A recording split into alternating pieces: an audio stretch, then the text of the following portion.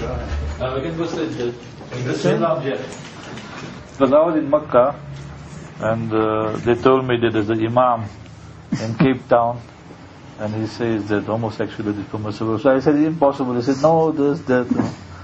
So I said, fine, if he wants to discuss it, then we can discuss it. I myself is homosexual. I know what I've been through. I got married because I thought that was going to change me. I fasted 80 days every year besides Ramadan, asking Allah to help me to just get rid of these things. They haven't moved. I have started with this thing from the age of 12. At the age of 5, I recognized that I was different from other boys. We feel that it's not a choice that we make, that somehow the Quran should be speaking about us as well, that we also have rights as human beings. What do you say? Is homosexuality permissible in Islam? Is that what you're promoting? We will consider you a murtad, an apostate, and out of the fold of Islam. You would not be buried in a Muslim graveyard. No Muslim person would ever read your Salatul Janazah. We have looked at all these verses from the Quran, and obviously we have a different interpretation of what has happened then. No person can make interpretation to suit his desires or her desires when you have clear-cut verses. And when Lut alayhi salatu wasalam, peace be upon him, when he addressed his people and told them, Ata'atun al-fahisha, do you commit and bring that obscene and lewd action where a male fulfills his desire with a male? We cannot just take the verses from the Quran and use it as a blanket condemnation for homosexuality. When foreigners and guests came into the city of Sodom and Gomorrah, these men were rushing to molest them. As the Quran says, it was an abomination that they've been doing for a long time. So it was a male-to-male rape. So Allah doesn't refer to the homosexual relationship here, but He's referring to a homosexual act, which was the molestation, which taking the rights of another person away from him. So you want to leave the direct text and accept some human being's opinion to play with semantics and say that this is, molestation. I mean, you are just playing with words. Homosexuality is a crime not only in Islam, in every divine religion, and is punishable in Islam by death. And we say, if it was the Islamic state, then you would face the capital punishment. The only difference among the jurists is how that person should be killed. That's the only difference. And I gave you the hadith of Nabi alayhi salatu wasalam, the saying, فَقْتُلُوا الْفَاعِلُ وَالْمَفْعُولُ بِهِ.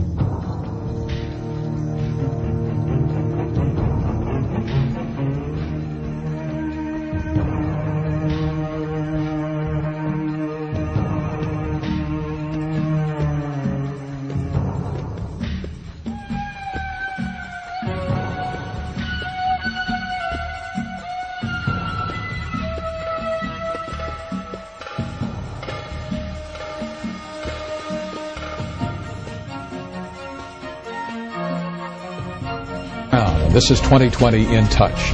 Tonight on 2020, you'll meet 3 courageous families. Each has a child who feels trapped in the wrong body. They're called transgender children. And for the first time, these children, ages 6, 10, and 17, and their parents are going public, sharing their intimate stories with Barbara Walters. There are no numbers on just how many transgender children exist. We do know that they are rare, but more and more parents have embraced them. No longer isolated, families are now connecting at transgender conferences like this one in Philadelphia. You stupid homosexual man, woman. What are you doing in this school? You don't belong here.